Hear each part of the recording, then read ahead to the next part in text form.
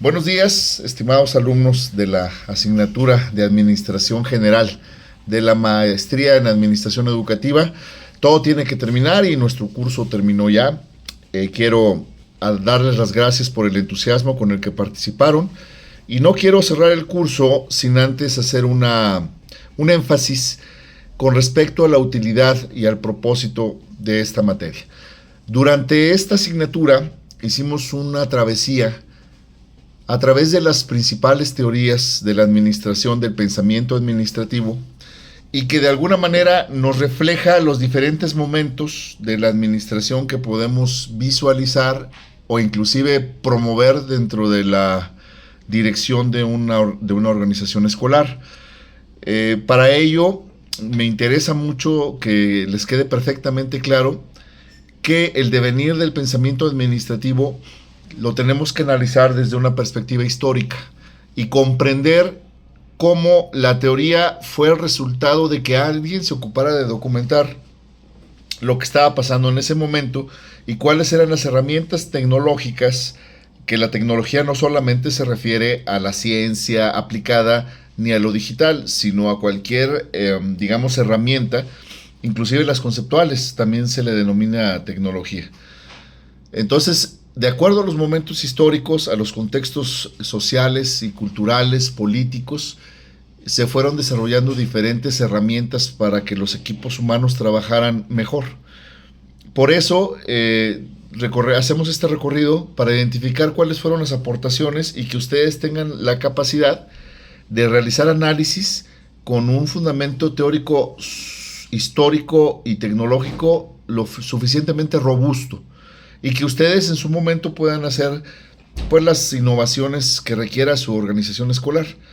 Es decir, en la perspectiva de SINADE de formar líderes educativos, concluimos con que el liderazgo debe ser contingencial, es decir, que usted debe tener las herramientas para poder aplicar esquemas democráticos, pero también esquemas, si no autocráticos, por lo menos donde decida el especialista. Este es un tema bien complicado. A veces cuando hacemos los consejos escolares o cuando estamos tomando decisiones de la escuela, no todo debe ser votado, compañeros. Hay temas que deben de ser revisados desde la perspectiva del especialista. Se deben desarrollar lineamientos para que la gente desarrolle criterios y tome decisiones en situaciones extraordinarias. Entonces, por eso, por ejemplo, en el contexto de la legislación del 2015 que cambió toda nuestra forma de entender la realidad, el principio pro persona es el que rige los criterios. Es decir, cada vez que yo como directivo o como maestro tomo una decisión o como funcionario público, debo de tener implícito el principio pro persona. ¿Cuál es este principio?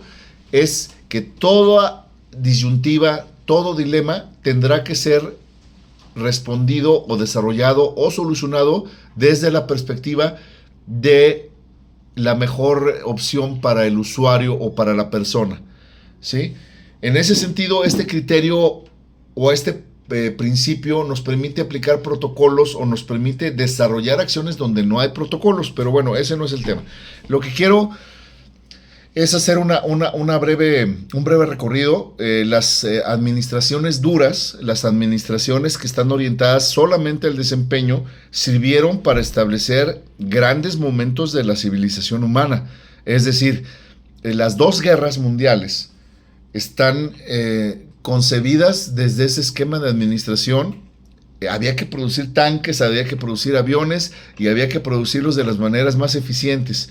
Posteriormente, en la posguerra, en ambos temas, en la Primera y Segunda Guerra Mundial, la administración científica, la administración tayloriana, se estableció como el paradigma de producción. Por eso tuvimos el boom en los años posteriores a la Segunda Guerra Mundial, del 1946 a 1955, el gran desarrollo industrial en el cual Estados Unidos se convirtió en potencia porque tuvo una mejor interpretación del paradigma administrativo de ese momento.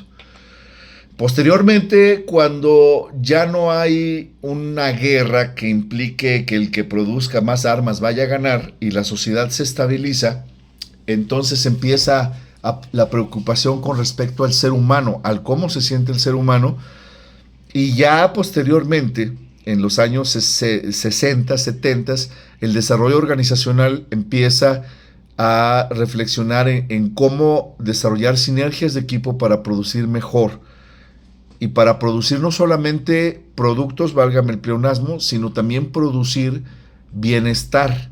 Es decir, que las personas que trabajan en un proceso productivo también adquieran una calidad humana, una calidad de vida, y que en este sentido se promueva una sociedad mejor. Entonces yo diría que hay los momentos más importantes, el definitivo, la administración científica, donde se afianzan los procesos de producción, las líneas de mando, la organización. Posteriormente, con la teoría estructuralista y la teoría de la burocracia, cuando estos procesos de producción se convierten en normas y se generan los manuales de procedimientos, los protocolos. La propuesta de Max Weber, aunque no los denominaba de esa manera, pues hablaba de la normativa como un proceso de aseguramiento de la calidad, aunque todavía no menciona él el tema de la calidad. Yo creo que es de los primeros precursores, de estos esquemas. Después viene ya toda la fuerza de la teoría humana, donde la psicología cobra una importancia relevante para garantizar que los trabajadores, que los colaboradores generen algo que se llama sinergia. Nos estamos dando un brinco a la teoría general de sistemas, por supuesto. Después aparece la teoría general de sistemas, que de alguna manera cambia todo y que nos permite entender que nosotros nos desarrollamos en un medio ambiente holístico. Cuando me refiero a holístico, hablo del principio totalizador. Es decir, se concibe una organización como parte del universo, y como parte del universo, los subsistemas que están adentro de este sistema, los macrosistemas a los que pertenece nuestro sistema, tienen una influencia, y esto es mejor conocido como la teoría del caos, o como el efecto dominó. Es decir, podemos pensar que lo que sucede en un salón de clase puede afectar a un sistema educativo, sí. Obviamente, al revés es mucho más claro. Lo que pasa en un país afecta a un salón de clase, eso es más visible. Sin embargo, hay efectos como el efecto mariposa, que seguramente ustedes habrán escuchado, donde los elementos de un subsistema van generando una cadena de caótica y que modifica al macrosistema. En otros entornos, ya esta teoría general de sistemas que inicia en las ciencias biológicas se extiende a las ciencias aplicadas, a la comprensión del mundo, a las matemáticas, pero también se extiende al tema del psicoanálisis, por ejemplo, al tema de la educación. Por eso el aprendizaje significativo de David Osborne retoma mucho la significatividad como un elemento sistémico, aunque no lo menciona él, pero tiene que tener relación con el contexto, y el contexto hace que cambie la persona, y la persona hace que cambie el contexto. Entonces, para mí, en mi esquema personal, la teoría general de sistemas y el enfoque sistémicos cambió mi forma de ver la administración y de ver la educación. De hecho, yo ya tengo muchos años trabajando con este modelo, e inclusive es un modelo hasta de comprensión. Es decir, cuando uno entiende la teoría de sistemas, comprende el universo de una forma diferente, y sabes que los actos tienen consecuencias y que las consecuencias están producidas por una causalidad. Ese para mí es el tercer gran momento de la administración.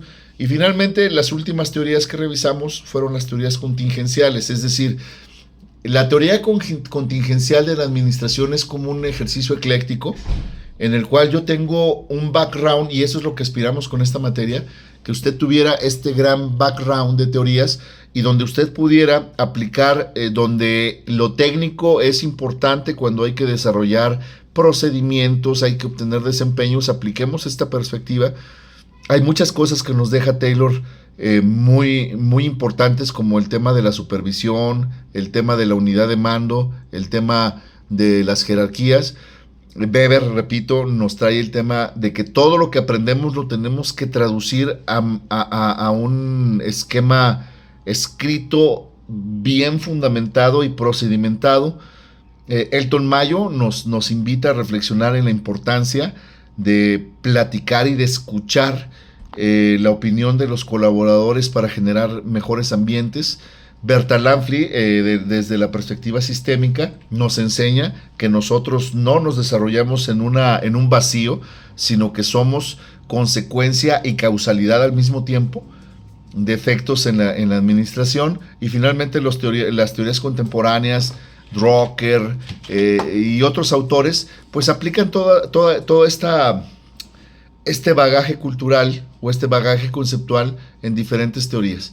Entonces, para concluir este video, compañeros y compañeras, quiero decirles que el conocimiento al que ustedes accedieron y los documentos que ustedes han generado les van a servir de base para construir este tesaurus conceptual, y que además de fundamentar su proyecto de tesis, seguramente van a fortalecer su práctica profesional.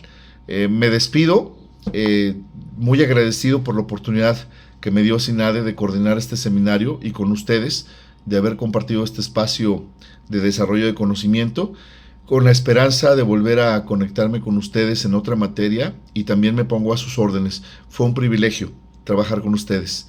Muchísimas gracias y mucho éxito en su maestría.